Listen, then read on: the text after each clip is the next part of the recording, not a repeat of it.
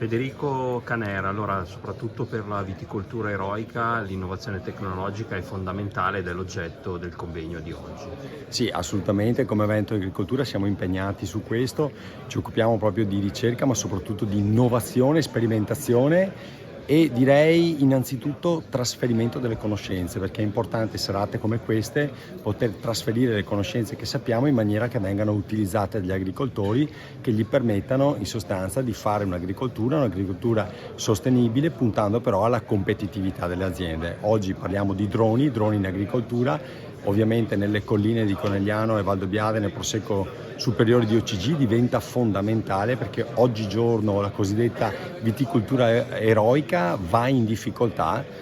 ha una competitività rispetto alla pianura elevata e quindi l'utilizzo dei droni per il monitoraggio del vigneto, per l'utilizzo anche di fitofarmaci senza deriva diventa fondamentale per poter gestire un vigneto che oggi ha sicuramente tanta qualità ma dei costi veramente elevati di gestione.